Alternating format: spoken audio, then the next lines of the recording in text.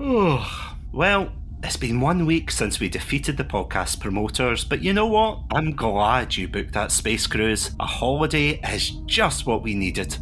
You didn't tell him. Me tell him? You said you were going to tell him. Wait, tell me what? Well, after we defeated the podcast promoters, we all went into the celestial traffic lights and then we woke up on this ship. Whoa. Celestial what now? So wait, if we're not on a cruise, then where are we? Well, remember how I said I always wanted to try out the Andromeda initiative? And you said the PodPack Collective would pay for it? Whoa. I said no such thing. Well, we're aboard the Ark Hyperion in the Andromeda Galaxy, sorry. Why do I get the feeling that this is going to end horribly? Hey. Calm down. I'll go get us a cup of tea and we'll all wait for this to blow over. Did he just mistake that airlock for the fridge? Yeah, I think you did. I guess it's just us now. Ready to review some Andromeda? As long as there's no podcast bots out there, then why not? Welcome back to Mass Effect Month.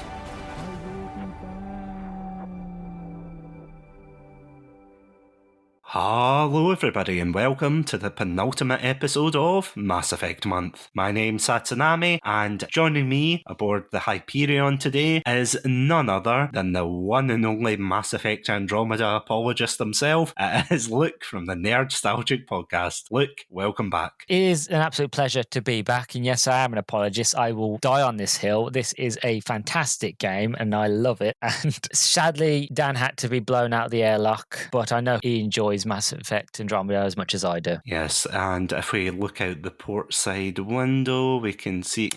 damn, he took the digestives as well. It's going to be a bickulous episode, I'm sorry. Yeah, it's fine. Hopefully they've got digestives in Andromeda. I think there's a planet full of them. That's what I was told anyway by BioWare. I was promised a lot of things by BioWare, and that is a great segue to, say that today we are indeed going to be talking about Mass Effect Andromeda, which is the 2017, I cannot believe it came out in 2017, but the 2017 game that, quite frankly, broke more hearts than Mass Effect 3 ever could. So before we go on and talk about why this game didn't do as well in terms of the fan base and such, and why there's still some things to salvage, because I'm going to get this out the way first of all. I'm not going to say that this is going to be an episode where we just start ragging on how bad it was and everything. We are going to try and look at the positives of Mass Effect Andromeda, but as a long-term Mass Effect fan, look, I've got to ask, what were your first impressions? See, when they first announced Mass Effect Andromeda, what were your feelings at the time? Were you excited or? Well, obviously I was really, really excited because I had been a huge Mass Effect fan, and up until the point of they announced the new Andromeda, I'd read all the books, I'd watched the animated movie, I was just ready for more. I was just excited that they was going to do some more Mass Effect, to be honest with you. And the idea that it was going to be in a new galaxy, which means new aliens, new things to discover, new places to go, new people to meet. Initially, I was on board, incredibly excited. I was on the initiative all the way to Andromeda, all the step of the way, with every single trailer that they released. I watched, I enjoyed. And then the game came out, and we can get into specifics here and there, but I know the game didn't come out in a very good shape. It didn't. It was quite rough. For me, maybe it was a rose-tinted glasses, but I was so happy and excited to finally be back in the world of Mass Effect and be with characters that I loved and with a new sort of lick of paint that looked a little bit more prettier, a little bit more glossier. I was just enthralled, so much so that I didn't realise, and again, I didn't realise a lot of the jank, I didn't realise a lot of the issues, and that when I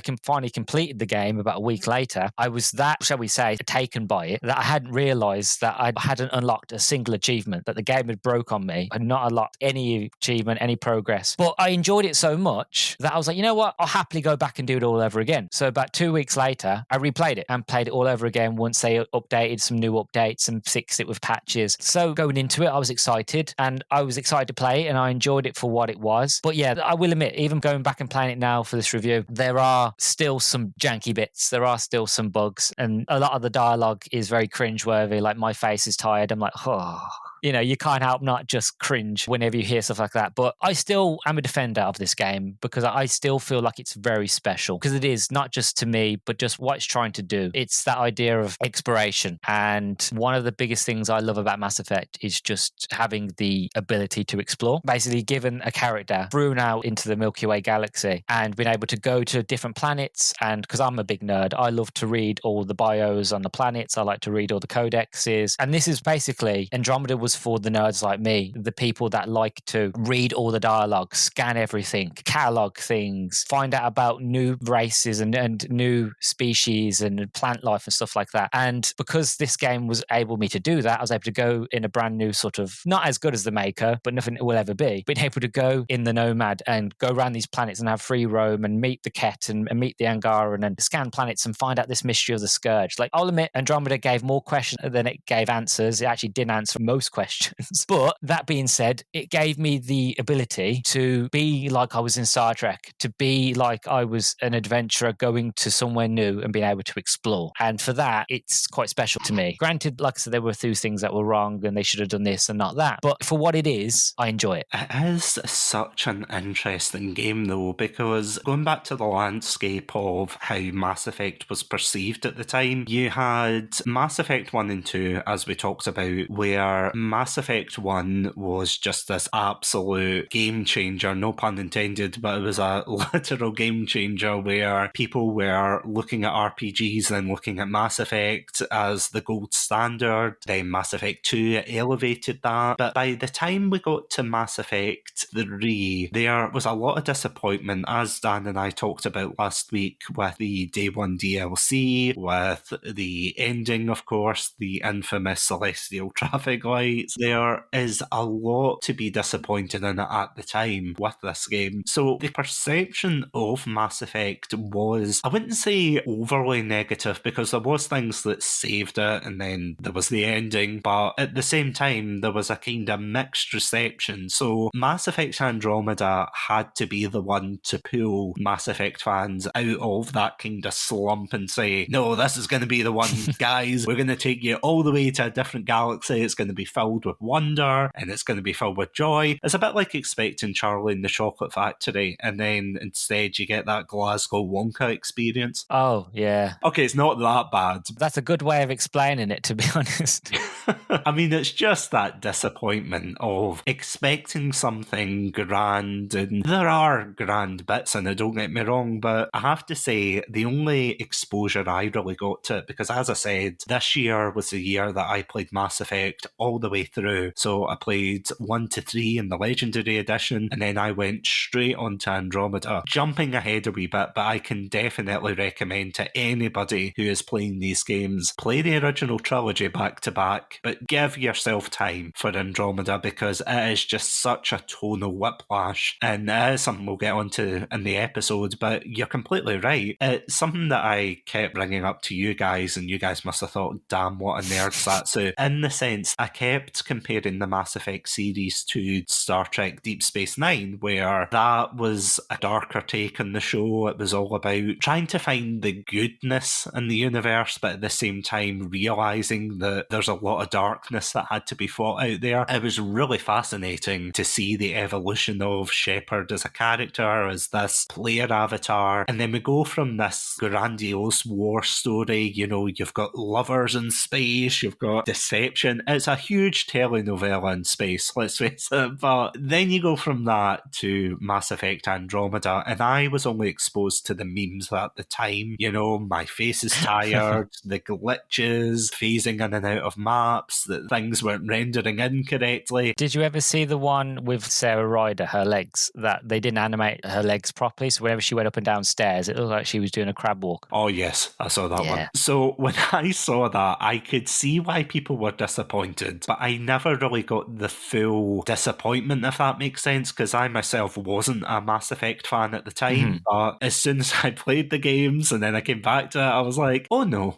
I can totally see why people didn't like it. But in slight spoilers, and we will be diving into plot spoilers and whatnot, so even though it might not be the best out the quadrilogy, let's face it, if you want to go ahead and play it, please feel free to pause the episode, go play it, or even watch a YouTube video on it and come back, because I want to give you the opportunity. I don't want to be one of those guys who dives in and says, oh, it's rubbish because of blah, blah, blah. So this is your spoiler warning. And yeah, without any further ado, will we just dive into it? Oh, definitely. So grab your earth tea, your biscuits, your crackers and cheese. I don't know why I thought of that, but have you seen A Grand Day Out? Oh, I love Wallace and Gromit. Of course I have. I'm English. Yeah, well, of course, that was a silly question. I apologise. No, I'm just thinking if he was on the Hyperion, he'd be sitting there ready to go, and then he would have forgotten the crackers.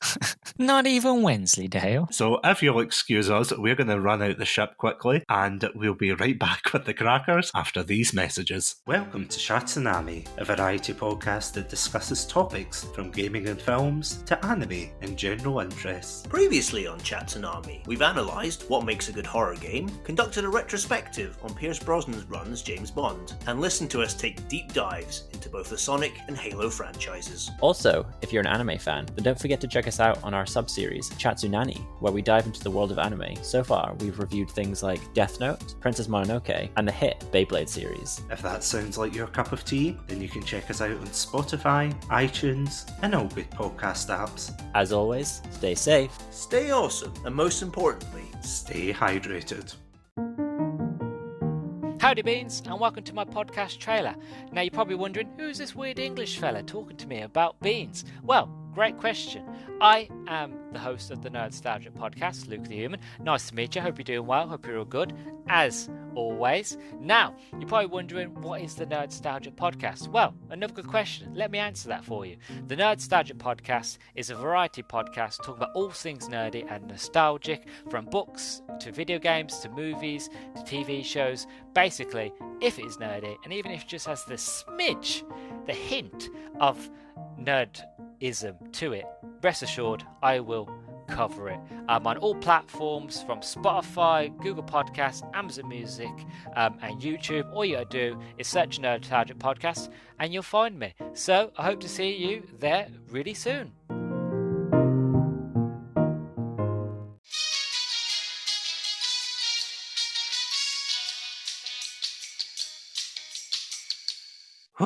I swear, see that elevator gets longer and longer and longer. Anyway, we are back.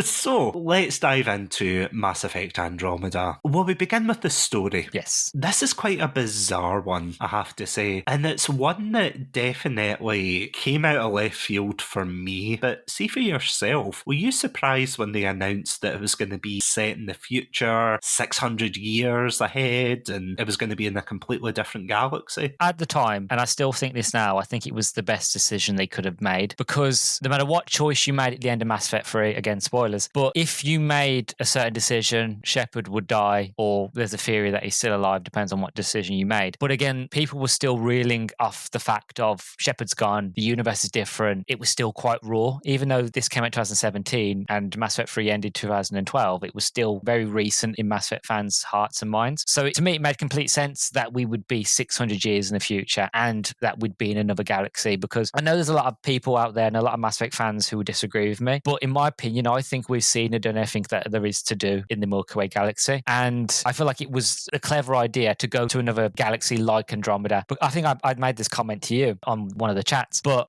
scientifically, and this is me being nerdy again, sorry anybody who's not interested, but scientifically in the real world, the Andromeda galaxy is getting closer to the Milky Way galaxy, and eventually in a couple million or billion years, the Andromeda galaxy will suck up and absorb our galaxy completely, and it will just be one big super galaxy, but that's like billions of years, so no need to get anxiety and stress over it. But the Mass Effect universe is to an extent our same human timeline. Obviously the difference is it's set in the future and they found ruins on Mars, but apart from that, it is the same human timeline. So taking that idea, it would make sense that people in this timeline event would be like, oh, the Andromeda galaxy is closer to the Milky Way now, it is feasible with the technology we have to travel there. So it makes sense to me that a group of, or a collective of people would go, you know what, let's do it. Let's make the initiative. Let's go to another galaxy. Let's go explore and see what we can find. So yeah, for me, the idea and concept made complete sense. And then when you get to the Andromeda galaxy, I think what a lot of people were disappointed of is because even in the first Mass Effect game on the Xbox 360, you had the full Milky Way. You could go almost all over the Milky Way, complete roam. And I think a lot of people were disappointed that because of the story and because of the Scourge, we were only stuck in the Halcyon cluster of the Andromeda Galaxy. Instead of having all of it, we only had a small slice. But I feel like that just kind of made the game better, in my opinion, because you had more time to explore, you had more time to get to know all the different races, because if they just give you the whole Andromeda Galaxy, you'd have to learn all these races again. And you've also got the races you've already got that you've taken with you, and then you've got the Ket, and you've got the Angara, and then you've got the Remnant, and you've got the Jawahane, I think they're called, and all these other potential races. So making it where you've got the Scourge, where we're stuck in the cluster for now, but hopefully if there ever is a sequel, fingers crossed, I'm the only one hoping for it, that we would get to see more. So in terms of the story and the idea, I love it. Like I mentioned, sadly, there are more questions than answers. And even me being a super fan, replaying it now, I'm sitting there going, we probably will never get an answer to that. We'll never know what that means or why that happened on X, Y, and Z. But for what it is and for what it's trying to do, I like it and appreciate it. Yeah, I have to say, the major praise that I would give this game, and I know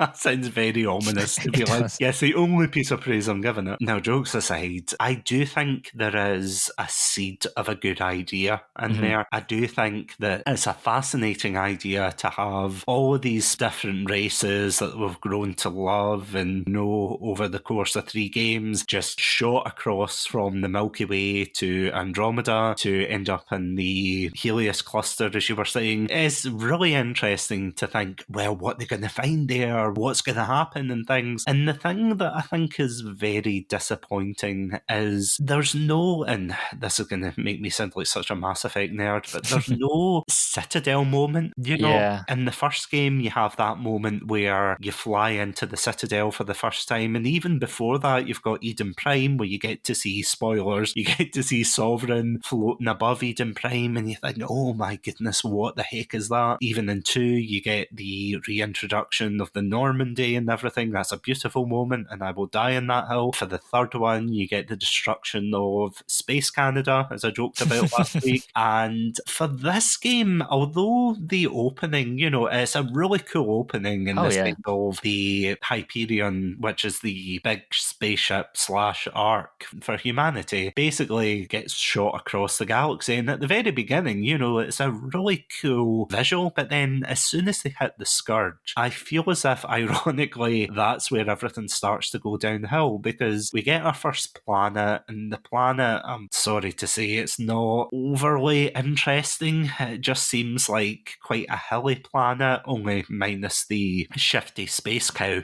As we mentioned in the first game, there's no shifty space cow as far as I remember, but yeah, you kind of run around, there's some lightning, and then you come across your very first encounter with another alien race. And unfortunately, it's the hostile race, it's the Ket, which we'll come on to later. But yeah, it's not a great introduction. It's just basically you have to shoot them regardless. You can't talk your way out of it. There's not any of that Mass Effect charm, you know. It just it seems as if it's very focused on the gameplay, which I have to say, the gameplay is probably the best aspect of it. And you learn that very early on because you've got that verticality. You can jump across and everything. That is really cool. But in terms of the story itself, I feel as if the thing that lets it down as well is just the writing of it. Yeah. And I don't know what your opinion of this is, but see the writers and the dialogue choices, I feel as if they're written very much like a Marvel character. You're like an MCU film. I know that sounds like such a terrible criticism, but it just feels as if there's never really like a serious moment. You've got a good point there. I'll go off a little bit here on something else, but I've had this same sort of experience with Borderlands recently. They're hilarious, they're dark, they're gritty, they're great. If you ever play Borderlands 3 and you're like, either I'm getting older or Borderlands is no longer funny, or I'm just maturing, and it's one of those where you quickly realise the fact of there's something wrong here in the writing, that it's trying too hard to be something when it was good what it was. And I feel like that is the issue here with the dialogue, is the fact of they're trying to, because how many years it's been since Mass Effect ended, that they're trying to sort of influence a new audience and get that younger kids in. So they, instead of having the dialogue, because a lot of the dialogue in the first few Mass Effect games really followed what they were doing with like Star Wars, Old Republic, and what they were doing with Dragon Age and things like that. It was very sort of adult, grown up, no need to look down on anybody. It's the fact of the dialogue was meant to be for adults playing it. You know, it was meant to be gritty, meant to be hard, it meant to be realistic, real. Generally how people would actually talk to each other not how people would just say things just because it's funny. Liam, again, one of the companions in this, has some of the worst lines of dialogue. So cringy. But that's the thing, is I think that they were trying too hard to get a new audience into Mass Effect instead of trying to already appeal to the audience that was already there and then start doing small things here or there to kind of get new people in. So yeah, so in terms of dialogue, not great. But one thing I want to mention about Habitat 7, which is where the humans go, which was meant to be our golden world. One thing that annoys me about that planet is that we do everything that we do on it. We managed to set off the remnant artifacts, so we start terraforming it. We change the weather so it's now starts becoming habitable. We never get to go back to Habitat 7. Again, spoilers, our father dies on that planet and we never go back to put a monument down. We never get to go back to kind of be like, even at the end of the game, there's never a chance of return to Habitat 7. It's now more hospitable enough to take your helmet off. You know, it would be nice at the end of the game, after we do all that thing that we do, to go back and be like, so this is where it begins. Just something like that. Some sort of fact of you go there at the start of the game, it's a hellscape. You do all your work, time has passed, and you finally completed the day, you save the day. At the end of it, you get to go back to the planet to run around, put a plaque down for the initiative of all the people that have passed away, and including your father. Maybe in behind you a cutscene where like settlements are starting to land and we can start again. Things like that. And I feel like we never get that moment. And like you said, there's no Citadel moment. And I feel like the reason being with Andromeda is because the whole premise, the whole story is based off mystery. It's, what's this? Oh, that's a question. You'll get an answer. Maybe. What's that? Oh, well, you'll find out. Maybe. And I feel like that's the problem, because when you get to Habitat 7, it's a hellscape. You don't know what's going on. Then you get to the Nexus, which is meant to be the Citadel. Well, I like to think of it as Habitat 7 was kind of like Eden Prime, getting you into it, teaching you all how the world works and the movement, combat and all that. And then Nexus is kind of like your Citadel moment. But the problem is when you get there, it looks abandoned. It's not finished. Again, more questions and answers. Why is it not finished? What's been happening? And you do get answers to some things. But by the end of the game, you are still left with, okay, who's this? Who's that? Why this? And they hint at potential DLC, which we never got. And I feel like with the story of Andromeda, even though I love it, I feel like it's good and quite special, because they tried too hard with the dialogue of appeasing to an audience, and because they tried too hard on the mystery, had asked too many questions but not give too many answers out, that it left a lot of people in that sort of, by the end of it, being like, well, what's the point? You haven't told me, like, I've played hours of this game, but you still haven't told me what I'm doing here. You've told me I'm a pathfinder, I'm trying to pathfind and make settlements. That's great. But you haven't told me who the Ket are, really. You haven't told me who the Remnant are. You've given me a few twists and turns of the Angaran and that, which is great, but they're still relatively, in a way, a mystery. And yeah, I just feel like because they set it so much on this idea of let's have a mystery, which is great, but because they didn't reveal enough, and because there's no potential of a sequel or DLC or anything like that, I feel it leaves the people quite sour. And I feel like that's why a lot of people are excited for whatever Mass Effect 4 or 5 is going to be, because there's hope. Oh, we're going back to the Milky Way. It's safe. We know the Milky Way. Whereas Andromeda, it's a bit magoo. I've said this to you before. I still hope and have my fingers crossed that whatever happens in the next Mass Effect game, even if we never go back to Andromeda, I just want them to acknowledge it. Just to be like, yeah, that happened. Don't forget about it. Acknowledge it. Maybe even have some Angaran. Be like, oh, Angaran are here. They've traveled with some humans back to the Milky Way because now we have Reaper tech and we can cross dark space a lot quicker than we could at first. Even if it's stuff like that and we never get to go back, just acknowledge it. That's all I want. But I understand if BioWare wants to move on. I get it. The thing that really baffles me about the whole thing is just how quick BioWare were to just completely abandon the game. That hurt. That really hurt. I don't know if you know this, but they abandoned it for Anthem, and we all know how Anthem turned out. Was this not because they put their A-team on Anthem? So, yeah, if I remember correctly, the people that did I think it was the Citadel DLC or the Omega DLC, it was basically their B team, the people that did all the DLC. They were put on to do Mass Effect Andromeda, and then the A team was going off to make Anthem. Obviously, we're not here to talk about Anthem, but yeah, if you know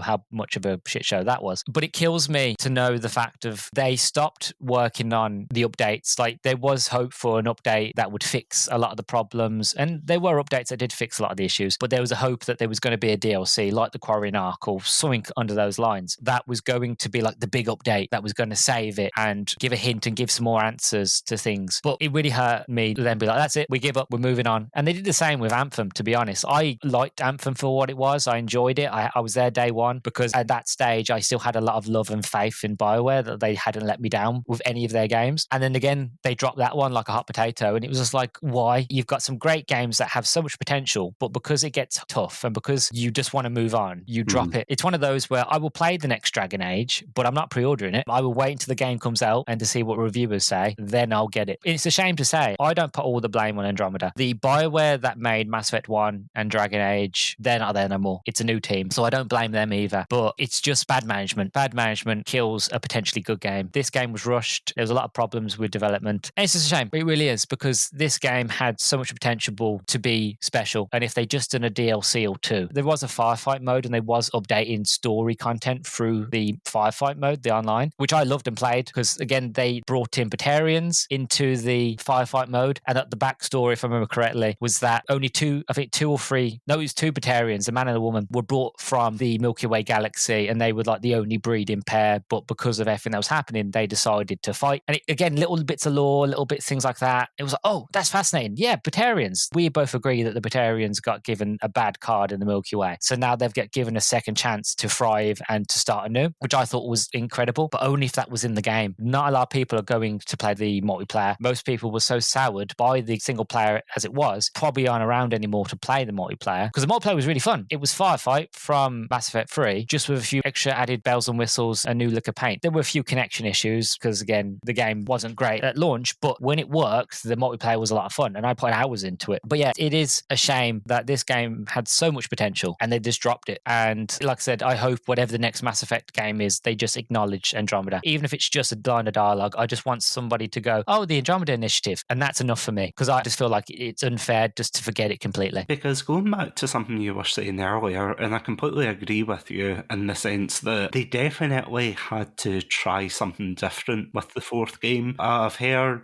rumours and talk about how they wanted to do a prequel game. Oh, yes, that would have been great. Unfortunately, I don't think we'll ever get the First Contact War game, which is a shame, but that would have been interesting. And of course, they said, nah, we don't want to do that. So instead, they had to focus like hundreds of years in the future and, you know, not completely, but relatively separate the story of Shepard versus what Ryder was going to come across in Andromeda. And I get what they were trying to do. And I can see the evolution there with the dialogue wheel, for example, being a bit more morally grey instead of your Paragons and Renegades. I think the biggest sin that I have for this game is just the fact that it's so repetitive. Again, the whimsy and the absolutely fantastical elements of this game are just sucked out completely, and you get a very kind of run-of-the-mill experience. You know, you go to planet A, oh, it's a nice planet, and then you have to go to, as you were saying, the Remnant Ruins, and I absolutely hate the Remnant because I feel as if it's just so uninspired. The Ket as well. The Ket, I have to say, do have an interesting idea, but unfortunately, and don't worry, as I said, we will get onto the Ket in depth, but I just feel as if their potential was wasted just purely because they just didn't do anything. They were there as bullet sponges. That's all they were there for. And then, they pop up in the cutscene and they try to make them a lot more threatening than they actually appear in game. And there's a fine balance between it. But when it came to the writing and the story and everything, it was very repetitive. You went from planet A to planet B, and the only kind of good side plot was maybe when you were in the Solarian arc. That was kind of cool. Yeah, but then afterwards, when you get to the end, and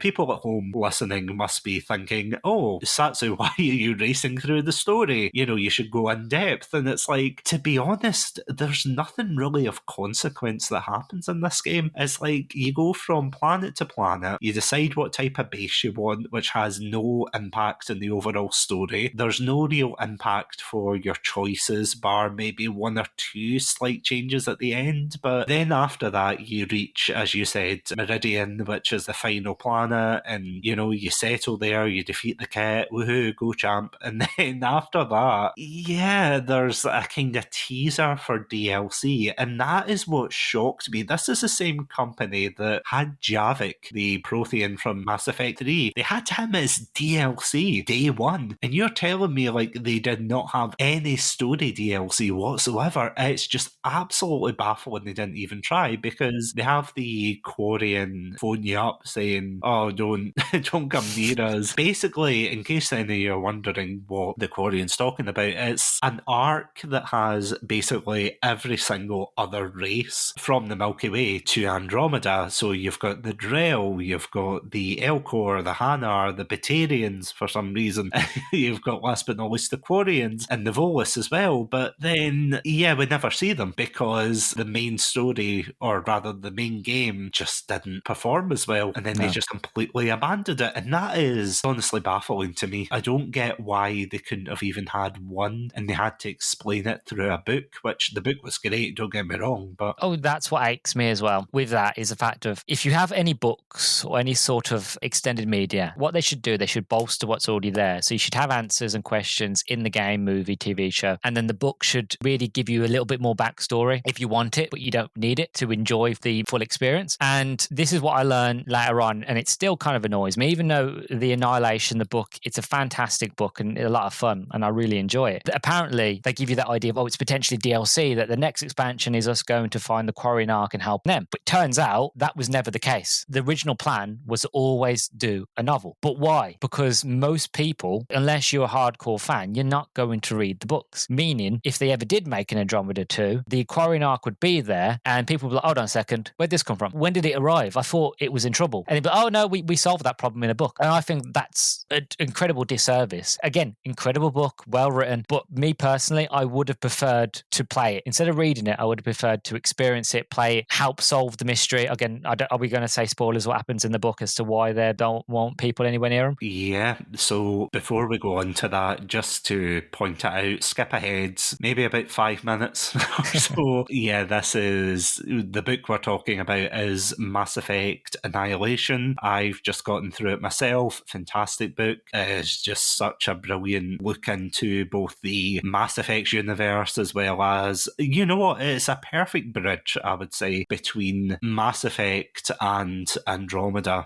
Definitely. Ironically enough, it is a bridge because, you know, it is taking place in between the Milky Way and Andromeda, but it's just such a good book and it explains so much. But again, I'm completely with you there. It is just such a shame that they really relegated this important information for this game to a book. It is baffling to me. But sorry, no, go ahead. Well, it's one of those where even though I enjoyed the game first playing it, I was still hankering so much for information that I was trying to get any sort of new information about this world and universe as I possibly could. So I read the novels as they came out. I think it was every few months or bi-yearly thing. It took a while for all the novels to be written to come out. I read the prequel, a graphic novel as well, of how they found the Golden Worlds and stuff like that using Geth technology. Again, all very, very fascinating. But again, it should really be in the game. A lot of this stuff should be in the game. And they do explain it, and there are mentions of it here and there in the game, but not enough. And where it comes to this book, Annihilation, the reason why we can't go to the Quarrying Ark is because there has been an outbreak. And that this outbreak, if I remember correctly, is killing all the different races, including, it's one of them sort of diseases that is like multicultural. So every single race is susceptible. It's killing a lot of people in cryopods. And best way to explain it, it's like a murder mystery in the Mass Effect universe, but it's done so well. I won't spoil it or anything like that, but that is the reason as to why the Quarrying Ark is telling people to stay away, because they've got an infection on board and they're trying to figure out what it is, what's the cause, and how to cure it. Again, fascinating idea, fascinating premise. Who knew that you'd ever want to see a murder mystery in the Mass Effect universe? I do. I'd love to, but I'd love to play it. I would love to get my character and to be the detective and to be the pathfinder and to discover and explore and to ask questions of, when did you start noticing symptoms? Who was the first race that was infected? Why? What did it look like? How did it jump? You know, things like this would have been great in the game. Great in a book, yes, but not in the game. And I think this is the issue with the novels. The first two novels happened before the events of the initiative completely. And this novel takes place around about the middle to end of Andromeda. It's one of those where, like, still, you're left with so many answers. If it's Nexus Uprising was the first book, that one basically, everything that happens in that book, well, in my opinion, it's a great book, but it's not needed because everything that happens in it, you already know and are told about it in the game. So you didn't have to read the book because the game explains the uprisings and the outcasts and all that.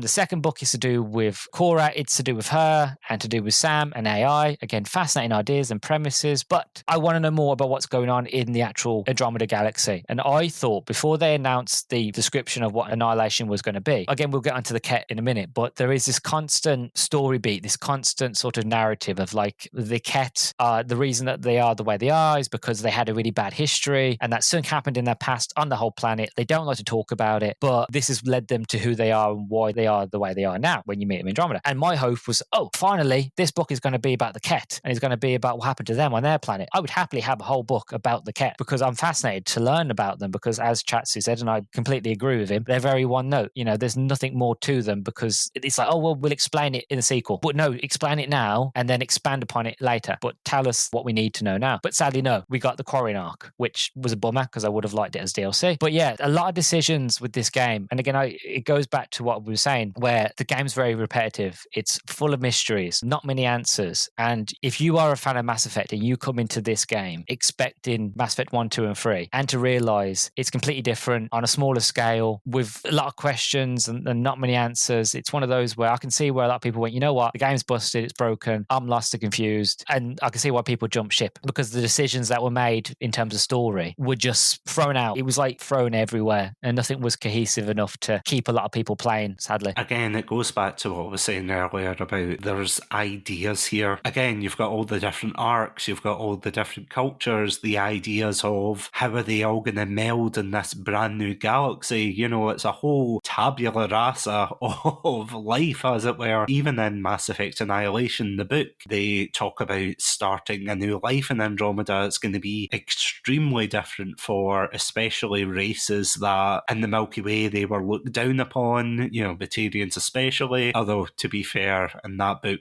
slight spoilers, but they don't do themselves any favours. Yeah, no. Because they keep saying, oh, we are looked down on as smugglers and criminals, and then 2 seconds later they do criminal and smuggler things. It's like, that's just how they write Batarians, honestly. But that's all fascinating. But then, as you said, when you get to the Nexus for the first time, I was so disappointed. It's like being a child going to an amusement park and you're really excited. You think, I can't wait to go on this, I can't wait to do that. You turn up to the amusement park, all the lights are off, it's closed down, there's not much going on, and it is just such a deflating experience when you get there and you think, is this what we're going to have to do? And again, I feel as if the game suffers greatly in terms of pacing, because with Mass Effect, although you got your missions where you could go to different planets in the first one, or do side missions for the second, or even the mini missions where, for example, in the third one you had to get a guy's refund of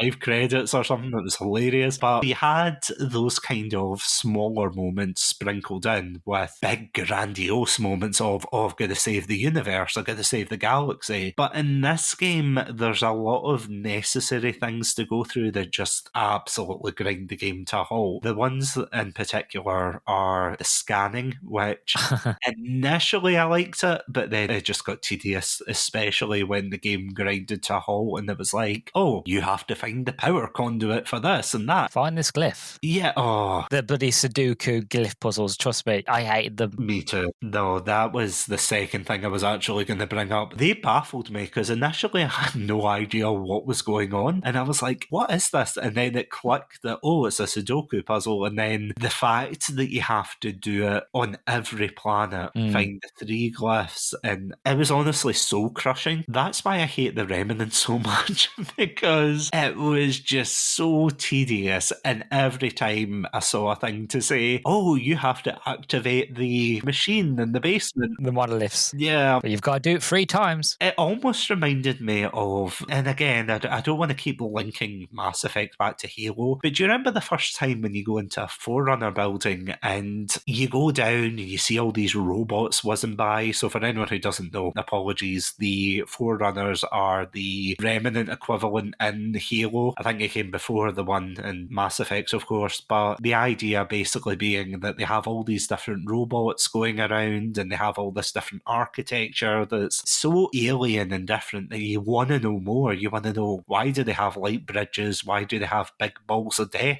trying to gun you down? You know, it's all fascinating, but then you get to the Remnant and it's just very by the numbers. Oh, look, oh, you set off the alarm. Oh, look at this. Have you solved my Sudoku puzzle? And it's like, I literally do not care. I think that's one of the issues with this game, because I hate to admit it, but you are completely right, is that if you wasn't sucked into the narrative in the story like I was when I first played it, then you might not notice the busy work. But if you wasn't sucked in and you were very sort of like, what is going on? And you see the Sudoku puzzles, you start to notice the busy work and you're like, oh, so I have to scan loads of things and I've got to do Sudoku in space. No, thank you. Because it is. I mean, when I first saw them, I'm like, okay, it makes sense, because again, I'm on my first planet. Sam's still learning the languages. He's learning how Remnant technology works. Okay, I get it for the first planet. But every single planet after that, and I have to do it 3 times, I've got an advanced AI AI in my head. How is it that he hasn't gotten to the point where he's gone, oh, I now know the language, I don't need to do that? But I don't know if you noticed, Chatsu, I like to think it's as headcanon. I don't know if it's true or not, but as you go through the planets, eventually they stop asking you to do the Sudoku puzzles, and eventually by the end of the game, on your last planet, they don't ask you to do them at all. You just got to scan the glyphs and use the console. My headcanon is that I feel like the designers realized halfway through the game, this is boring, and they just took it out. Again, I don't know that for sure, but a friend of mine mentioned it to me when I played it around the second time, and I was like, oh, actually, you've got a point. As I go on, eventually, the game starts asking me to do Sudoku puzzles. I hadn't noticed because I was that mind-numb to doing them. I still have no idea how to do a Sudoku puzzle, to be honest. This game hasn't taught me anything. But in my headcanon, I was like, they must have realized that this was a terrible gimmick, but it was hard-baked into the first few levels. So instead of removing it completely, they just stopped adding it as you went on. I don't know if that's true or not, but it was one of the things when you notice it, you're like, oh, somebody must have realized that BioWare have like, yeah, we've got to stop asking them to do space Sudoku because it's getting repetitive. Because, I mean, even with the first game, and comparing it, of course, because this is the first game of, well, it would have been the first game of its franchise, you know, as opposed to Mass Effect 1 with the trilogy, but even with things like the Tower of Hanoi puzzle, which I know is the infamous one, or even the hacking minigames, you can bypass them easily with the Omnigel, and I know you can bypass the Sudoku puzzles with, I can't remember what it is you need specifically. I think it's like a data core, data cache, something like that. Yeah, but even then you have to go hunting for it, and they make it such a pain in the backside to find those kind of things. Personally, for me, it kills the pacing of the game dead in its tracks. The first time, I think I used a data core and I got by it, and I thought, you know what, this isn't a bad game. But then as soon as I realised that you weren't supposed to use the data core, you had to figure out the Sudoku puzzles, I lost all interest, I have to say. If there's any remnant Sudoku fans out there, all power to you, but it just was not for me. When I replay it now, and I'm replaying it for this review, I'll be honest, I just used the guide on IGN just to get through them all. Same. I don't know why they, even in an update, why they never put a skip function. When the puzzle would come up, you'd give it a go once, and you can skip it if you want, or just be like, there's a skip button. Click it, skip, you completed it straight away. There is an achievement to completing like 20 of these puzzles, but you only get like 10 gamer score. I'll admit this now, I have almost 100% of this game on Xbox. There's only 2 achievements I don't have, which is one that you can't get. You meant to uppercut an enemy while they're in the air. It's really, really hard to do. And I think because the game is still a bit broken, you can't do it properly. So I've never got that achievement. And the second one is to get 20 remnant puzzles. Still haven't got it because I can't bother. Like you, whenever I get those data caches, I skip them. I'll be honest now though, I am going to play the game through completion, and I'm just going to use the IGN puzzle solutions so I can just get the achievement. But I'll never 100% the game because that last achievement's broken. But again, like I said, it's a lot of busy work. And even with the first few Mass Effect games, there were easy puzzles. Like the Mass Effect 1 was Simon Says. Mass Effect 2 was a simple sort of hidden, find the emblems, all right, now line them up, and that's it. It was easy, it was simple, it was quick. It didn't ruin the pacing at all. Where this is like, oh, I've got to find the glyphs. Now you find the glyphs, now you've got to solve them. We're not going to tell you how to solve it.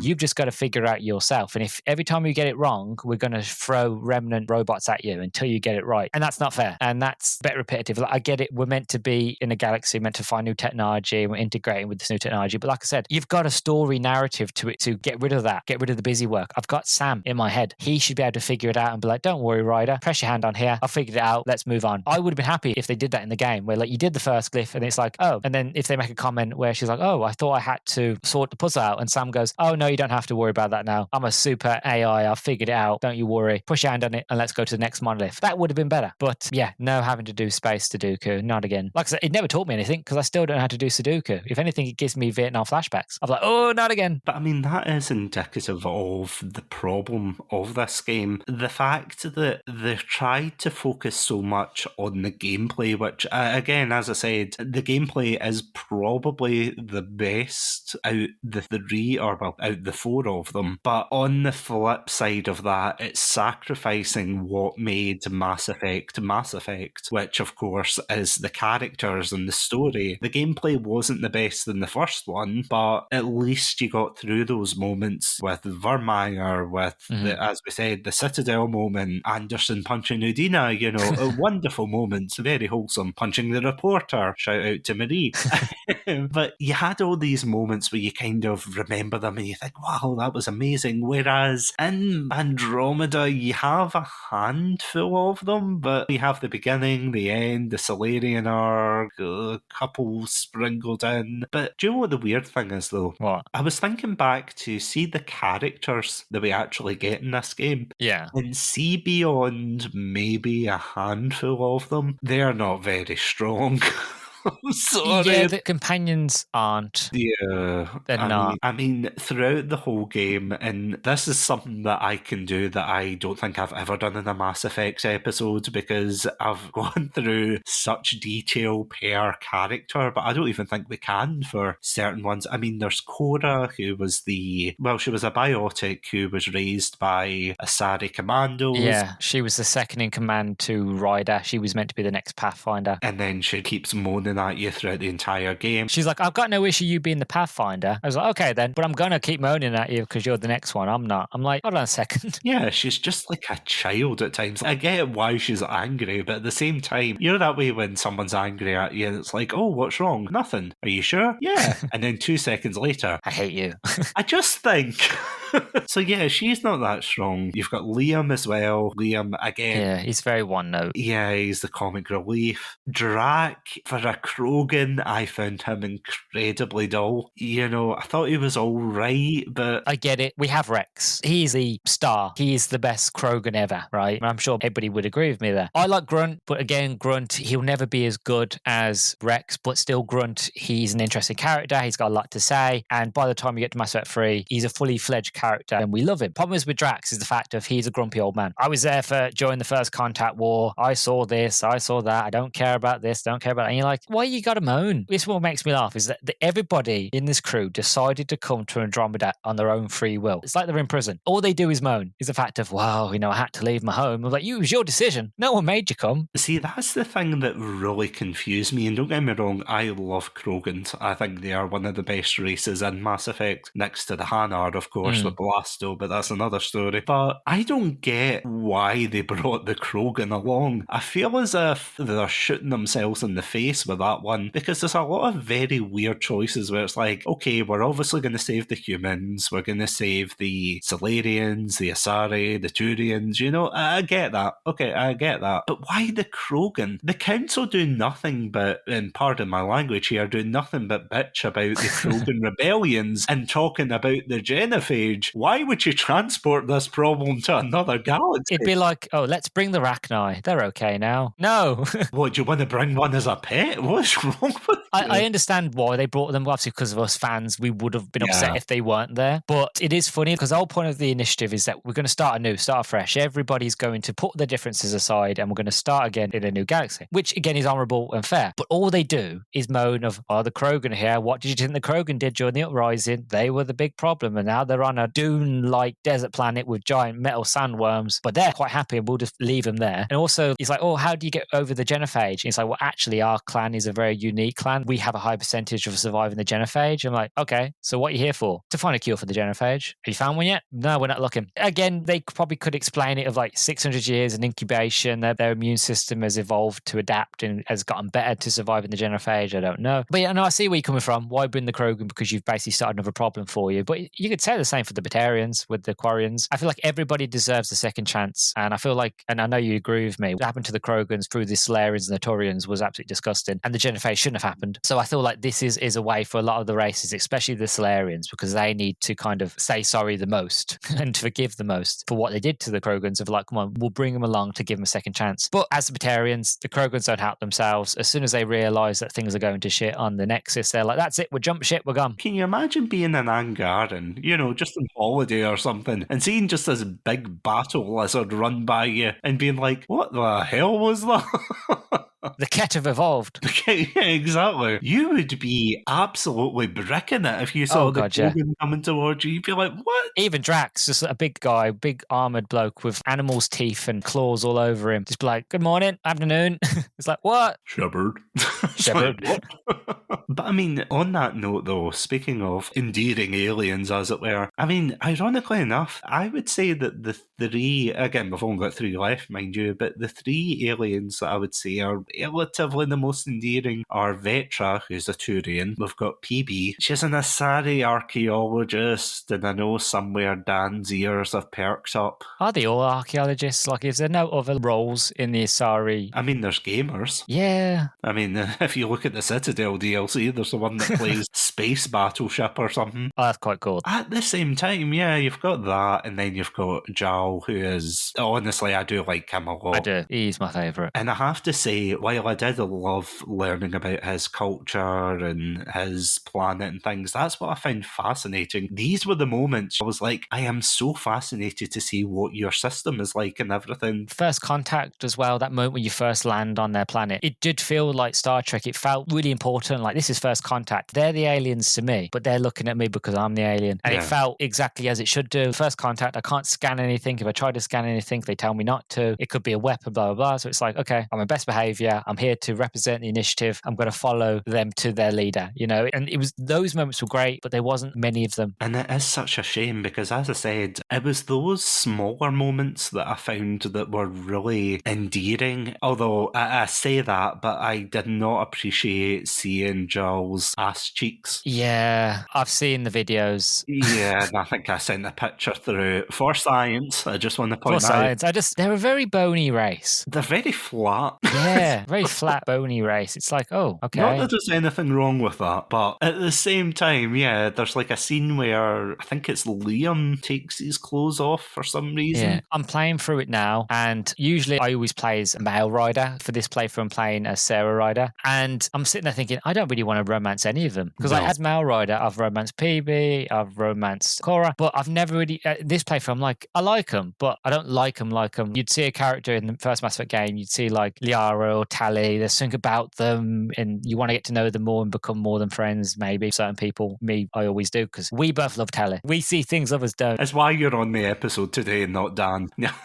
But it's one of the things of like, you look at these characters, and yet Joel is a very fascinating character. I'm very interested in him. But again, it's one of those where it's the fact of not enough is done with him and his species. Vectress, again, I love it because we have a Taurian, and I love it that it's a female Taurian. Again, unless you played the DLC for Mass Effect 3, this is probably your first of actually seeing a female Taurian. So again, that was interesting. But it just felt to me they were playing it safe. They were basically doing what they did in Mass Effect 1 of like, you need a Krogan, you need an Asari, you need a Taurian. And we'll just add in it because we haven't got the Quarians. We'll add in one of the new race, Jarl, as a member, and then we'll have 2 humans just to level it out. And again, you have a Solarian pilot as well as a human pilot. Whenever I play Andromeda, I always only ever play with 2 people, which is PB and Jarl. Now, I don't know if you ever played with them too. They have some of the best dialogue. When you're in the Nomad driving around, they have some of the best dialogue. For example, you know what it's like when you're driving the Nomad or the Mako. It's not easy to control. You're up and down bumps, you're using the thrusters, boosting, right? It's not a comfortable ride at all. Joel finds it really comfortable and he falls asleep. And if you have PB with you while you're driving around, she keeps trying to wake him up and tries to scare him. There's this one bit of dialogue, and I get it, it's quite crude, but I'm a childish, so I can't help laugh. Where she knows that Joel's pretending to be asleep, so PB's like, that's it, Ryder, take off all your clothes. I want you, I need you. And then she starts making real sort of awkward sex noises. And you've got Ryder being like, well, what's going on? And then Joel's like, maybe I should give you some room. And PB's like, I knew you was faking it. And Ryder's driving isn't that good. And again, it's little moments of dialogue like that. So I remember when I first found that bit of dialogue by accident, just by driving around the ice planet of Old, I think it's called. I was like, yeah, forever, I'm just going to have these 2 as companions for me because they're both hilarious together. It reminds me of the conversations that Drax and Garrus used to have together. Again, I'm not saying it's better than what we got in Mass Effect 1. And again, a lot of the dialogue with both these characters is good, but it's not as good as we talked about. But it's those little moments where I'm like, these 2 are the characters that I want. Because whenever you take Liam and Cora together, all Liam does is Liam's like a little child. He just asks, and then Cora's like, I don't want to answer any of your questions. Like, yes, I was an Asari huntress. You know, it doesn't feel like adventure. It doesn't feel like we're on a road trip. It just feels like you're with your mom and your little brother. Whereas with PB and Joel, it's jokey, it's fun. It's like, oh, you know what? It makes these tedious moments of going back and forth to monoliths kind of fun and interesting. If you can find it on YouTube, just look for that piece of dialogue. It is really cringy and crude, but it's so funny because it comes out of nowhere and you're like, okay, what's going on? Who started this? I haven't romanced you or anybody, but you're coming on to me. And it's like, oh, no, it's a joke because she wants to wake Joel up. Because the thing is, I think it comes quite late in the game in terms of, and this is going to sound like a weird criticism, but when you're talking to the characters and obviously you're getting to know them, you do their quote-unquote loyalty missions and whatnot, there's a couple of ones that I don't think I got to experience, but I did see the videos of them where you have a movie night. That's for Liam, I think. think. Yeah, must be. With the rest of the crew and you act out a scene and everything, there's kind of cute moments like that. They're not very memorable. Yeah, they're really not that memorable. Even with Vetras, I have to admit, that was a relatively good loyalty mission where you have to rescue your sister, and that was the character I think I went for in terms of romancing and thought, she's all right, but again, my heart still belongs to Tally back in the Milky Way. But even with that, I kind of thought, yeah, it's okay. I didn't think it was amazing, but... And that's the sad thing, because yeah. I can remember, and I'm sure you can remember every loyalty mission to the detail of all the other characters. It's one of those of like, even if you've only ever played Mass Effect once, because those missions are so good and so integral to the characters and to the story, that you remember them. Those moments where you take Jack back to where the lab that she was being experimented on when she was younger, and you take Miranda with you, and you get those extra bits of dialogue, and Miranda realizes that what Cerberus is really like and what they did to her and how she was treated, they can sort of work things out from there. It's little moments like that, like you remember it because it's hard hitting and powerful. Whereas I'll be honest with you, I only really remember PB's loyalty mission, which is where you go to find that remnant data core, and that you can either choose to save her enemy, her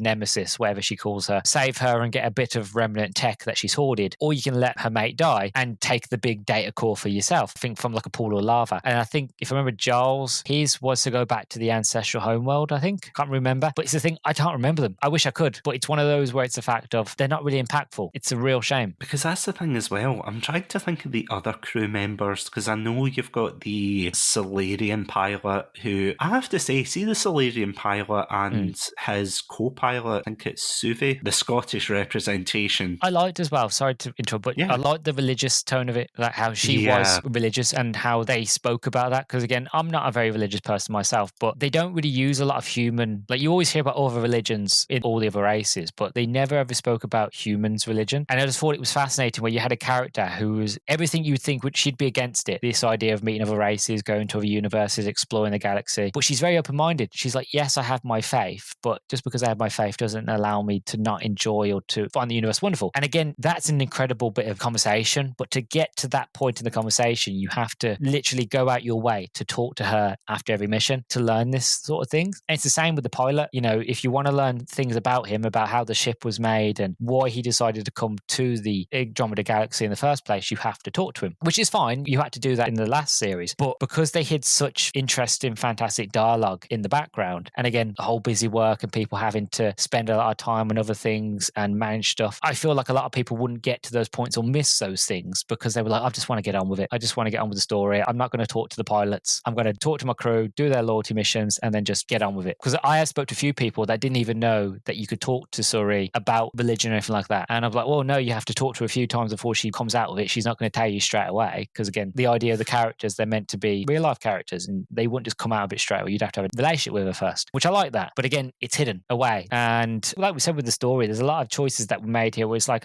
this is great. I'm glad that we can have these sort of moments and conversations, but you actually have to work to find a lot of them. See, going back to the religious aspect of it, that was actually something I was going to bring up there, and I'm glad you touched on it there. I absolutely adore that as well, because it's quite interesting the way that they use that almost as a bridge between understanding the Jardan, who seem to be another ancient race of beings who created life, and it's implied that they created the Angarans, the Ket, and so on. Maybe they're one and the same, maybe they're not. There's that mystery, which again, unfortunately, we'll never get to know about, which is sad but true. But with Suvi, I did love that, and it really took me by surprise when she turned around and she talks about a higher power and things and brings Christianity into it. And it was quite interesting to see, because usually you get a very secular view of the Mass Effect universe, and I think maybe you get the occasional oh my god or that kind of thing. But with Suvi, it's such an interesting thing that they didn't really need to add in, but they did it anyway, and it fleshed out her character. But what was also interesting, and I played as male Ryder, but if you play as Sarah Ryder, or Femme Ryder, as it were, that'll never catch on. No. But if you play as the female Ryder, then you can spark a relationship with her, which I thought, again, was really cool. But one of the interesting scenes is, and I don't know how you trigger it, but I triggered it somehow where I was talking to her, I think either in my cabin or hers, and she was having a cup of tea. And it's something so simple, this scene. It's so simple, yet so effective, where she's drinking the tea and then she tells you how these tea bags and these tea leaves are actually from the Milky Way galaxy. And she keeps thinking about how if she finishes these leaves, then she'll no longer have tea from the Milky Way. And as a British person, that did hit me really hard. Oh, me too. And you think it's just such a simple thing, but it really hammers home the idea that they are in a completely different time. They're in a completely different place with no way back to where they came from. It is just such a small yet impactful scene. And if the whole game was littered with moments like that, then don't get me wrong, I think it would have been really effective. But then you get random characters that pop up every so often. There's a smuggler who works for the Nexus Exiles. You've got Gil, who's there. He's Gil. I didn't even realise he had a loyalty mission. I was like, okay, fair enough. And they really try to push Gil onto you, like, oh, it's Gil. He's the engineer. Gil. Everybody knows Gil.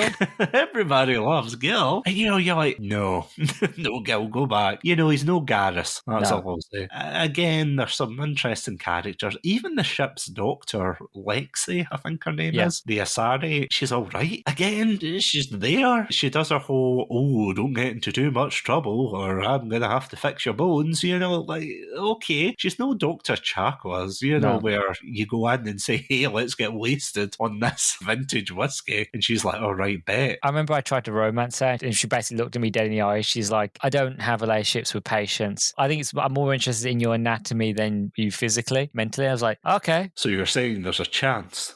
Basically, right?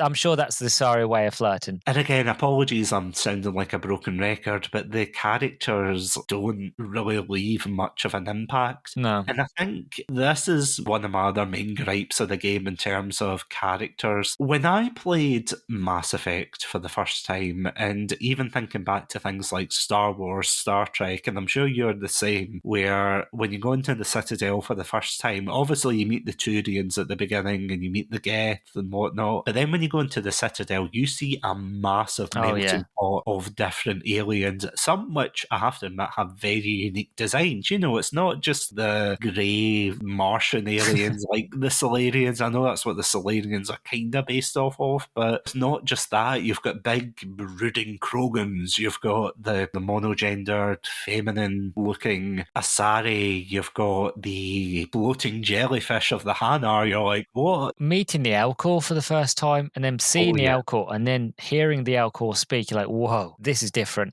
This is alien. It's like they speak, and it's like the Hanar, they speak in like the third person and they've all got very whimsical big names, and it's like, this is alien, this is different, this is what you want. And I feel like I understand where you're going with this. Because, you've also got the Volus as well, because I feel as if they would bite my kneecaps if I didn't actually bring them up. They're pretty much like Ferengi from Star Trek. But it's like even in Star Trek, when you see your first alien species in the show, and even in Star Wars, when you see the aliens and whatnot, you want to know more about them. You want to know, well, why do the Elcor speak like this? Enthusiastically speak like this. Or why are the Volus in suits? Why are the Quarians so reclusive? You want to know everything about, maybe not the Batarians, but that's a whole other rant.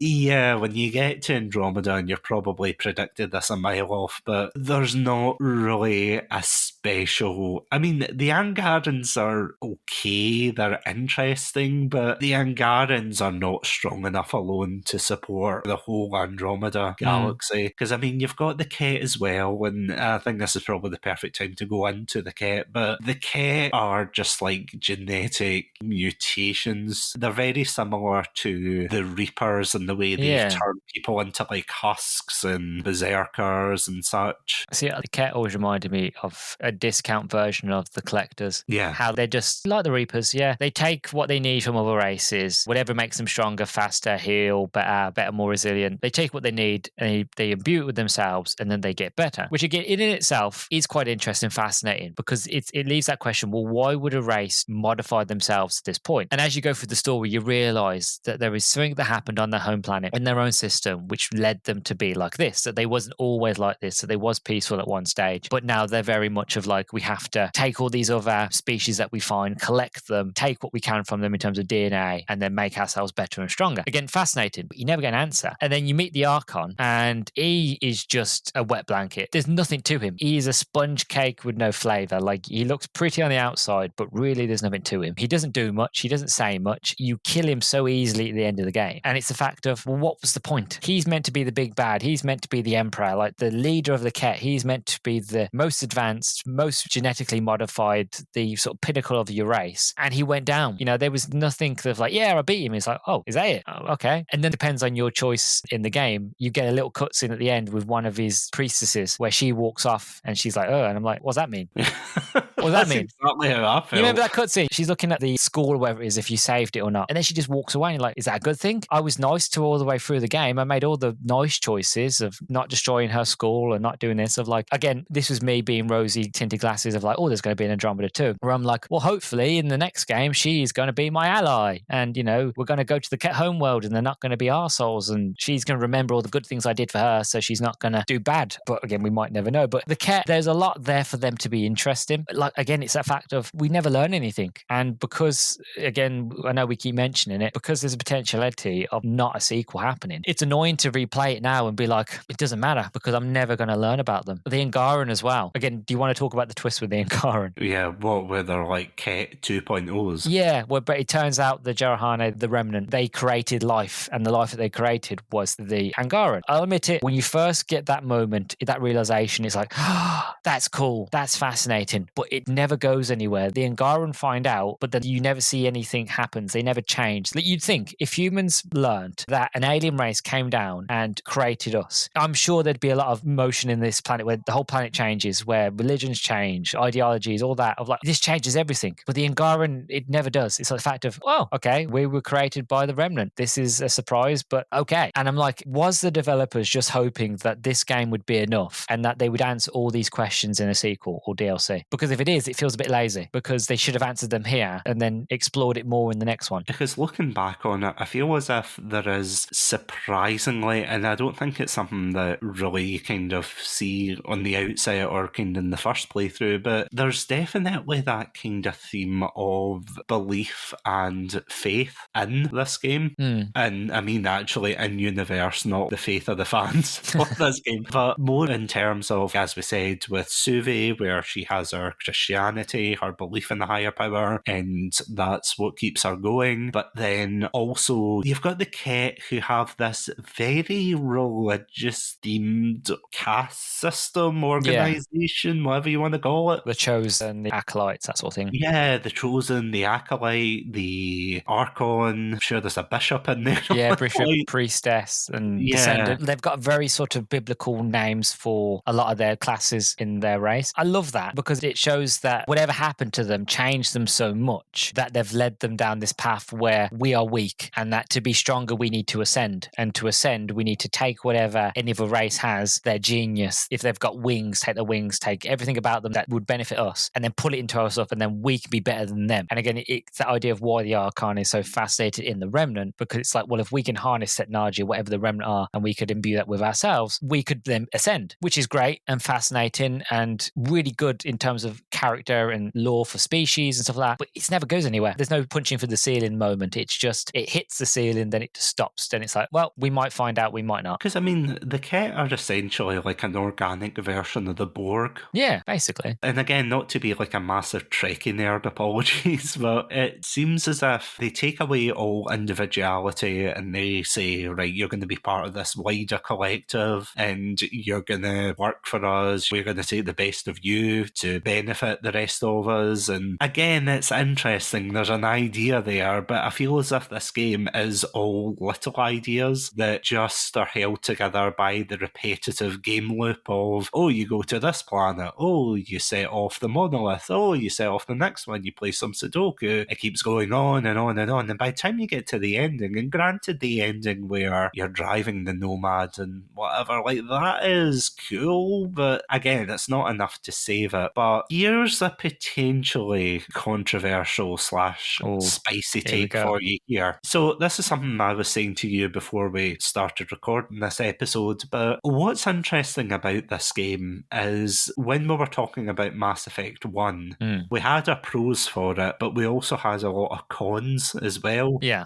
Purely because, it was outdated in some respects, whether that was the gameplay, the graphics, and so on. But because it got a sequel and then it got a third game in the franchise, we can look back on the first game more favourably. We can excuse certain aspects because we know it's going somewhere. But do you think the same thing could have been applied to Andromeda if we got a second or third game for it? Honestly, definitely. I really do. Like I've mentioned a few times here, I really think that if they had done DLC, even if it was just one DLC, just the one, I feel like giving the fans some hope that, like, look, we did the story DLC, the big expansion, new worlds, new places, it all linked to the Quarrying Arc or whatever they wanted to do, or it linked into more learning about the Scourge or whatever they decided to do. If they did that, and then with it was a huge update with new updates of light features, like being able to skip the Sudoku puzzles, taking the feedback and doing a lot more with it. I can't be honest, I can't remember a lot of the feedback from way back then, but just taking everything all the problems that they had, putting them out in one big DLC, kind of like what they did with Cyberpunk. I don't know if you ever played the DLC for Cyberpunk. Oh, yeah. It's absolutely incredible. It fixes the game and actually makes, I love it. I love Cyberpunk anyway, but when the DLC came out, it's incredible. And the DLC is what the game should have been at launch because it fixes a lot of things. Anyway, if they had done that with Andromeda, where it's like, we've only got the time for one DLC, so we're going to make it a cracker, right? We're going to make it the best one we can. It will fix a lot of the issues. It will give a lot more story, answer a lot more questions. And at the end of it, it would have been like, look, we're not giving up on Andromeda. We're going to do a few more patches here and there, but that's it in terms of expansions. And then we're going to make the next one. And I feel like a lot of fans would have gone, you know what? They went out with a bang. They fixed a lot of the issues. And hopefully it would be like a Phoenix for the next game. If Mass Effect Andromeda 2, for example, if that's whatever they called it, whatever the next game would be, it would be, we take everything that was good of the first game, everything that worked, and we're going to improve upon it in the second one. Everything that was baggage, was crap, that didn't work, like the space Sudoku, we're going to get rid of it. Kind of like they did with Mass Effect 2. They enhanced in the story, gameplay. They made all the missions more narrative and linear, as even the side missions were as important as the main missions. Granted, they got rid of the planet exploration, but they kind of made it a lot more sort of seamless. And I feel like if they did that here, where it's like the second game, we took everything that worked, but now we're going to give you the whole Andromeda Galaxy. I'm going to start you off small. So instead of going place to place to place all around the shop, if they was like, oh, we're going to go from cluster to cluster to cluster, we've got the next generation technology, we can do this, you can go to more planets, and we can have all these different races and blah, blah, blah. And if they did that angle, where it's like next gen Mass Effect, we can do all this and that, and you can see things in real time and X, Y, and Z, then I think a lot of people would be like, you know what? They're still here. They're still giving it a go. They're still trying. Maybe even put the A team instead of the B team, put the A team working on it. That would have been great. But again, they dropped it for Anthem, and they dropped Anthem. And all they're really doing now is the new Dragon Age, which again, I think it looks okay, but a lot of people online who've seen the trailer don't like the way it looks at all. And again, we've seen the trailer for Mass Effect 4. If you look closely in the background, it looks like there's an Angaran talking to a Geth at a bar. I'm not sure because it's a bit covered. I hope so. It'd be nice if it is an Angaran because it would mean they haven't given up. But it does go back to what I said earlier, is the fact of whatever the next Mass Effect game is going to be, I just hope they don't ignore Andromeda, that somebody mentions it or it's brought up. Or if I'm being honest, what I'd love to see, and I spoke about it with you before, what I'd like to see, but like I've mentioned, the Andromeda Galaxy is getting closer to the Milky Way. So whatever timeline we're in terms of Mass Effect 4, whatever it is, we'll call it, by the time that happens, we would have Reaper tech. We would be able to travel through dark space a lot quicker than the Initiative could. So who's to say that, say, I don't know, Liara, she'd be an old woman at that stage, and a new band, and maybe even Rex if he's alive, because I know Krogan lived for a long time, and a new band of other members go off to Andromeda of like, well, let's see where the Initiative is. Let's see where all these other races, what they've done. And then the story continues from then. And then you play as, I don't know, Shepard's child, or you play as a new character, and you have the riders there, but you don't play as the riders anymore. You play as a new character. You come from the Milky Way. You've landed in Andromeda, and you carry on the story that way. You still have the Milky Way. You have everything you love there, but the story carries on. Because in my opinion, I think we've done everything we can do in the Milky Way. There's nothing much more that there is to do, apart from probably it would be nice to go to Tuchanka when it's built. It'd be nice to go to Rannoch and see what the Geth and the Quarians have built. Things like that,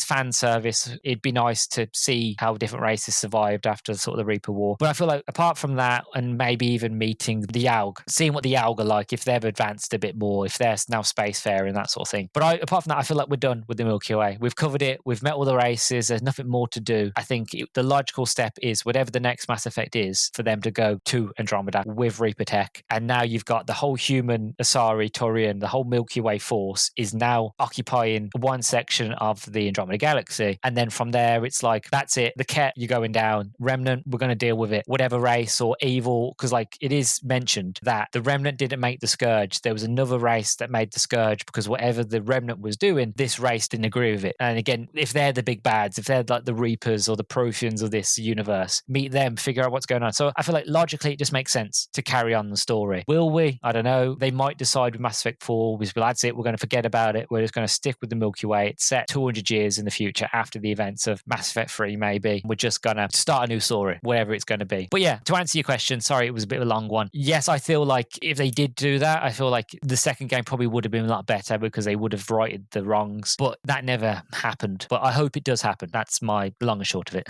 I do completely agree with you. It is such a shame that Andromeda hasn't had its moment to redeem itself, because when we think of Andromeda, we don't think of, and again, I know they're few and far between, but we don't think of sprawling scenes of space or the worlds that we explore. We think more of, oh, my face is tired, or oh, the glitches, or the really poor writing at some points, or how everybody has to have a quip to reply to one another. It's all of the negatives that bog it down greatly. And don't get me wrong, I'm a fan of many a game series that have gone downhill, whether that's been Halo, Gears of War, for example, those kind of sci-fi games that began really strongly, had a great trilogy at the beginning, and then once it got to its fourth and fifth and potentially next ones, they were just shelved, really. I think the only one out that list is Halo, which is technically still going, but I mean, Gears technically has one coming up, but again, that's a prequel rather than a sequel. But for Mass Effect Andromeda, it is just such a damn shame that we're not really going to get, or at least as far as I know anyway, because I was looking at the date for,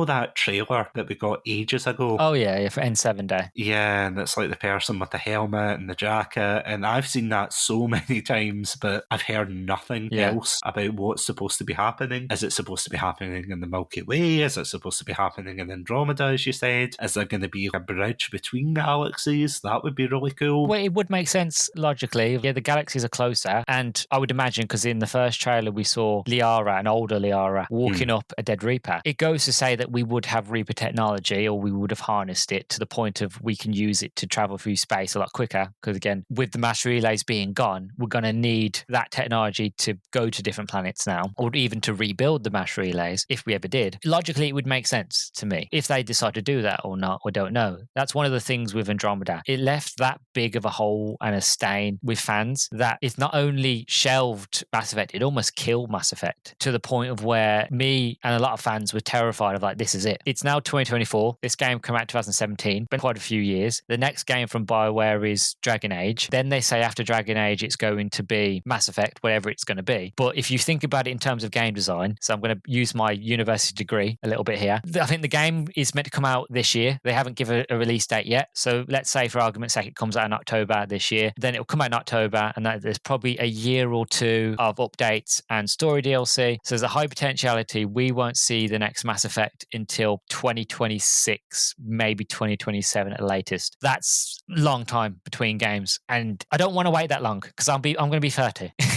I'm going to be old. Wait.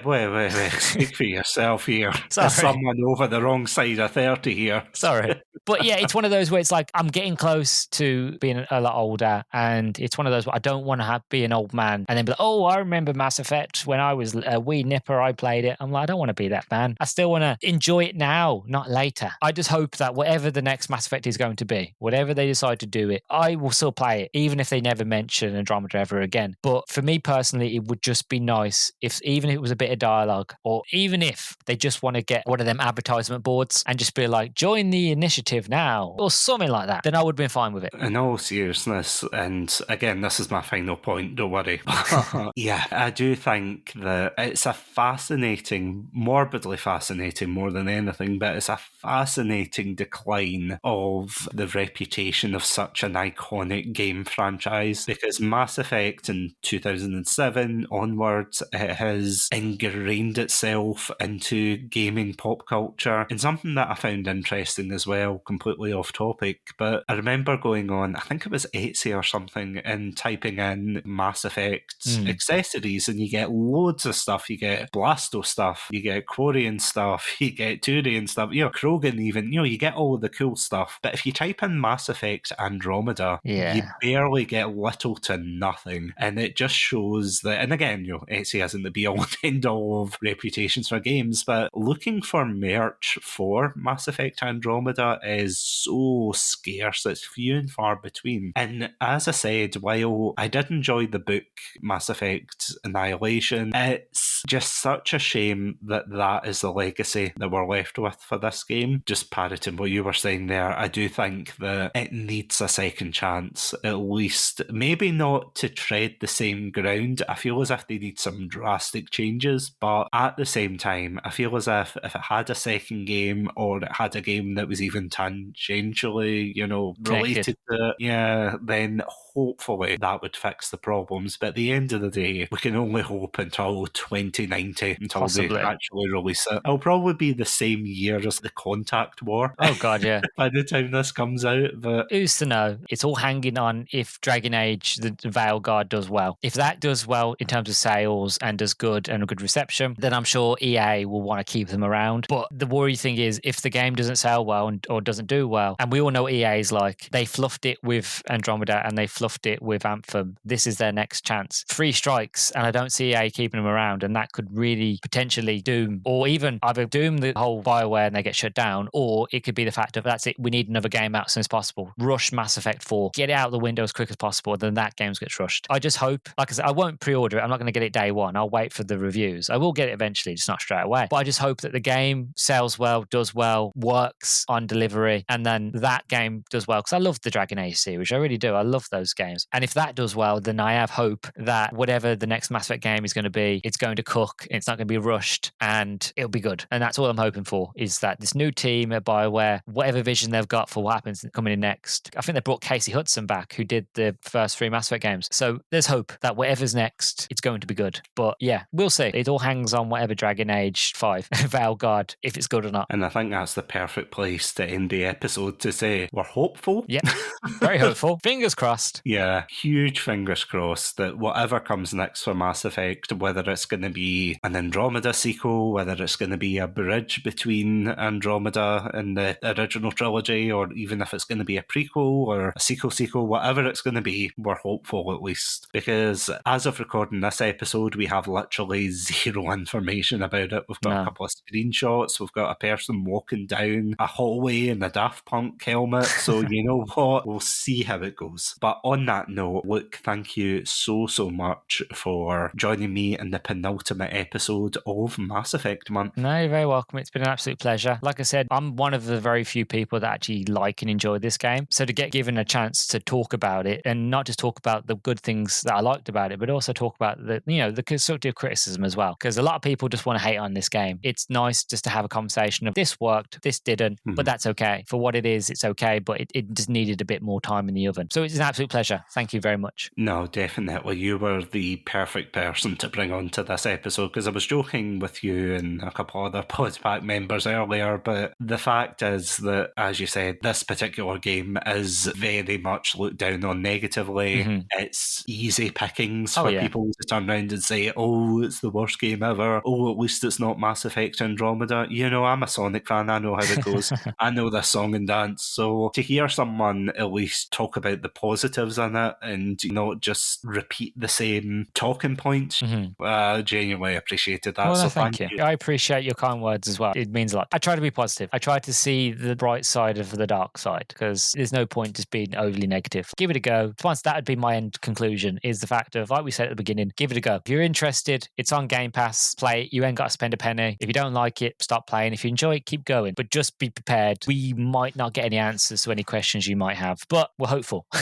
Before we wrap up, where can these lovely listeners find your content? So, as I said, my name's Luke from the Nerdstalgic podcast. You can find me on YouTube at the Nerdstalgic podcast. You can find me on all podcast platforms as the Nerdstalgic podcast. You can find me on Twitter at nerdstalgic_pod to be updated on everything I do on there, books, video games, movies, and that sort of things. You can find me all on those things. I currently am doing my own sort of Mass Effect things, looking through the books and the movies. And I think actually as recording this, I've released my review of Paragon Lost. I think you have as well, Chatsu, as well. So yeah, so I talk about all things Mass Effect, video games, all nerdy things really. I'm a variety podcast. That's the word I'm looking for. I'm a variety podcast. I can only echo what you were saying there as well. Definitely go check out Luke's content, especially your Mass Effect episodes, because after that I've been listening along to them as well. And honestly, you do such a fantastic job. So yeah, go check them out. But yeah, if you want to hear more episodes from ourselves, as well as more Mass Effect content, and as well, if you want to hear what Luke and I really think of Mass Effect 1, then you can check us out at our website, chatsunami.com, as well as all good podcast apps. I also want to thank our Pandalorian patrons, as always, Robotic Battle Toaster and Sonia. Thank you so much for supporting the show. But if you would like exclusive access, early access, behind the scenes, all that juicy stuff, then you can check us out at our Patreon page, patreon.com/Chatsunami. But before we go, I just want to point out that next week we will indeed be going into our finale for Mass Effect month, our finale for season 4 of Chatsunami, and our 200th episode. So that is a very exciting episode next week. I cannot wait to share it with you guys. We'll be, of course, doing our trademark trivia episode, so I cannot wait to share that with you guys. Without any further ado, thank you all so much for listening. Stay safe, stay awesome, and most importantly, stay hydrated.